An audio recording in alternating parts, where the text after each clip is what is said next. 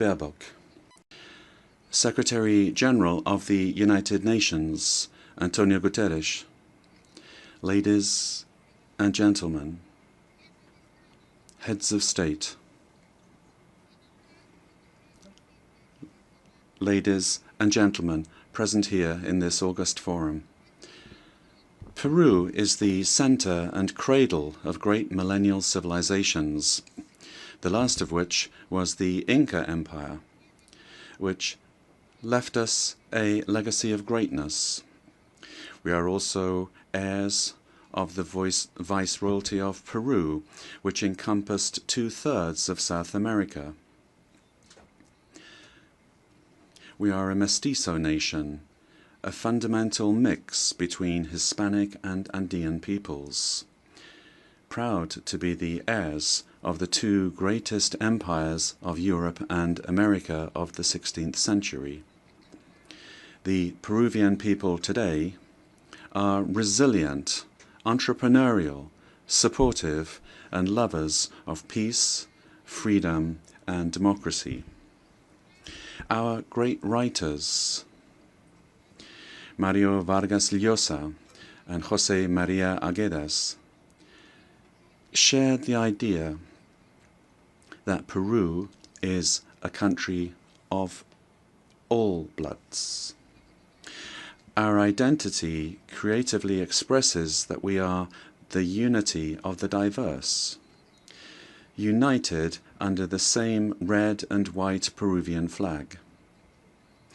In our country, native peoples and peoples of the world live together in peace and unity as a great synthesis of Peru, the country in which Pope Leo XIV lived and worked in for 40 years, a naturalized Peruvian because of his deep love for our people, both for his supportive as well as his peaceful disposition and his Catholic and Christian faith.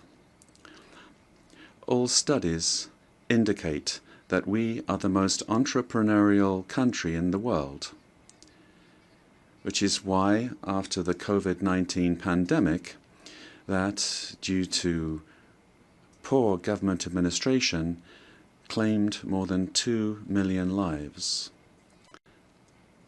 But we have begun to recover, and today we look back on more than 17 months of consecutive economic growth. We have overcome the recession and inflation caused by political violence and by corruption, a failed coup d'etat, and the flight of more than $20 billion. That was between 2021 and 2023. We have regained the trust of national but also of foreign investment, and we have embraced freedom. We are a solvent and a stable country.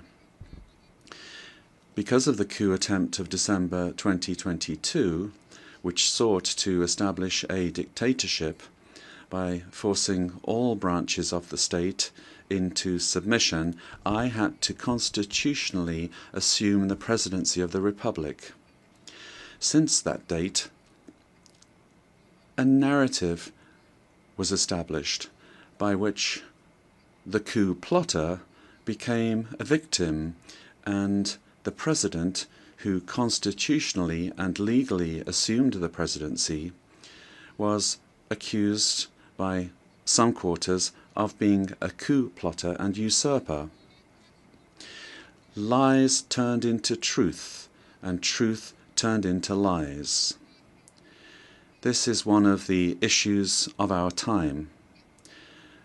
The building of false narratives to attempt to defend anti-democratic political projects. The thinking goes that ideologies of hatred, with their projects of failed states that grow into all-powerful states, require, in order to impose their will, a false narrative in order to achieve their objectives through violence, and who, once in power, crush freedoms, silence the press and democratic opposition, violate human rights, and begin to control, to confiscate, and to expropriate private companies, creating a corrupt bureaucracy that destroys the economy, society, and public morality. The first step for achieving all of this is to build a narrative in order to lie, to deceive, and to manipulate. The ideology of class hatred is very skillful at distorting reality and building false narratives, because it uses the totalitarian method of repeating a lie ad infinitum, as was done in the world before the Second World War, and as is happening again today, because totalitarianism renews itself, presents itself with other faces, but it remains a serious threat to countries and to the world. The cynical narrative is reinforced by interventionism in the internal affairs of countries, supporting and spreading falsehoods to destroy democracy and eliminate freedom. In Peru, we have overcome strong, organized and persistent political violence that sought the return of the coup plotters' government, and since 2024, progress has been made in restoring stability and confidence. And this is why the Peruvian economy managed to grow this year by 3.3%. And in the current year, 2025, is exceeding 3.5% growth, with forecasts that in 2026 the trend of economic growth will continue. The government guarantees 3 years of economic growth, being the leader in South America. Inflation is below 2% annually. International reserves amount to more than $88 billion, and our currency remains stable, and it's getting stronger every day. Our external debt is less than 32.2% of GDP, one of the lowest in the Americas and in the world. And our fiscal deficit this year will be 2.2% annually. Madam President of this magnificent General Assembly, on October 24th, the UN was created after World War II, when one of the greatest totalitarian political projects built on an ideology of hatred,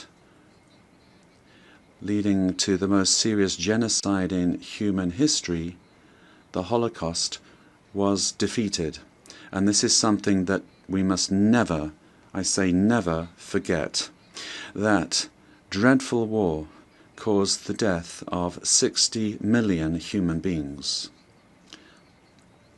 All ideologies of hate, class hatred, and its elevation as a principle and driver of history, racial hatred, nationalist hatred, religious hatred, ethnic hatred, hatred against women, amongst others, are the causes for the worst crimes committed in human history.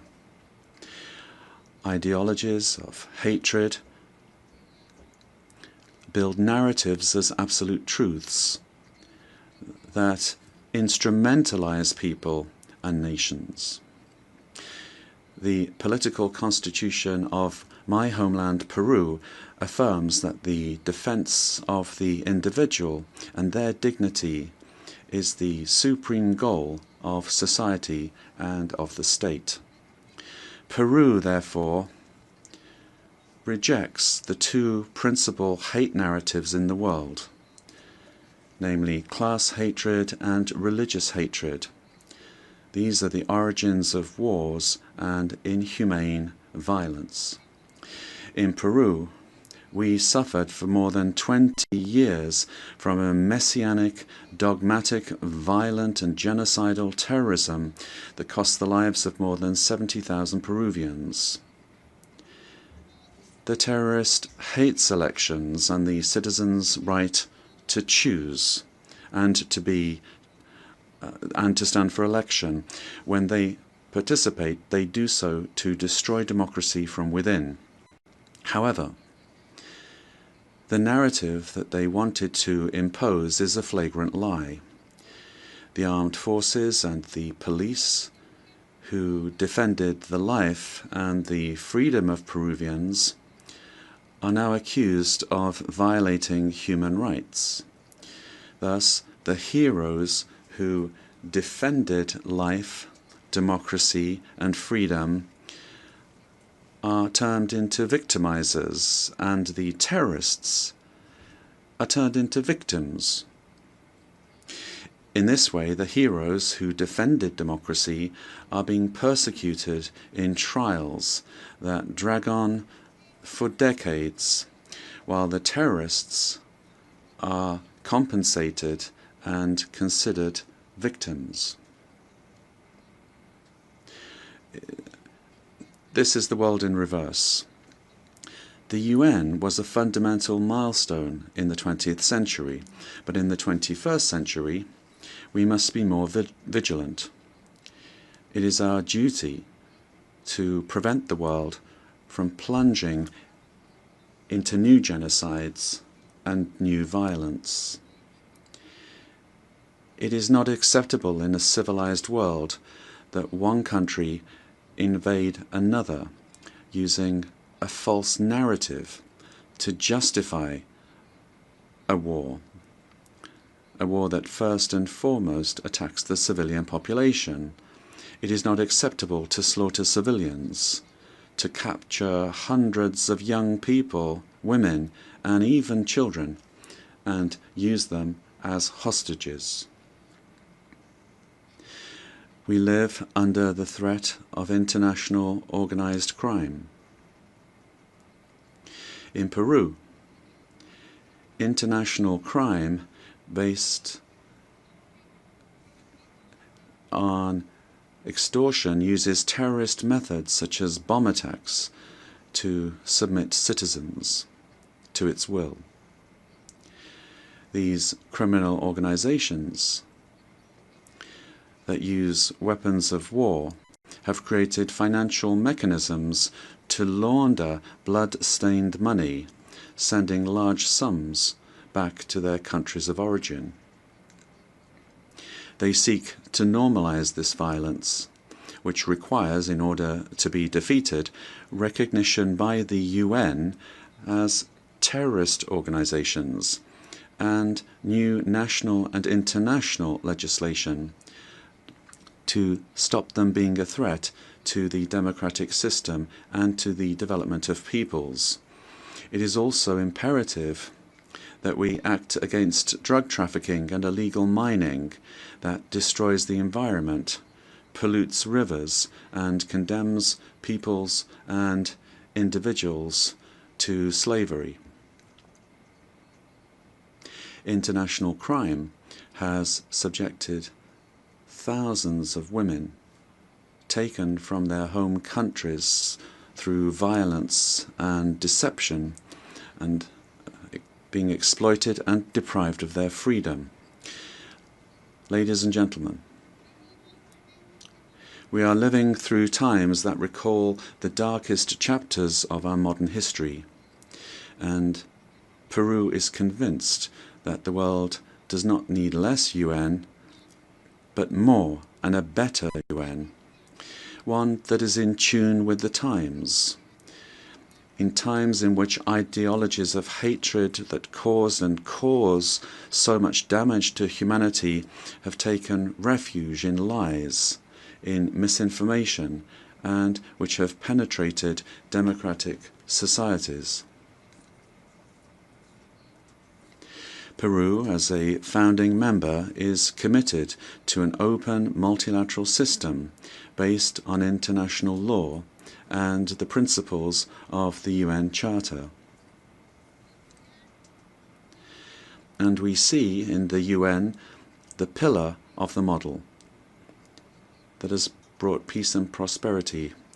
But we have to look at what's happening around us in the world. At this time, as we're meeting here, in other parts of the world, they are killing children, girls, boys, innocent people.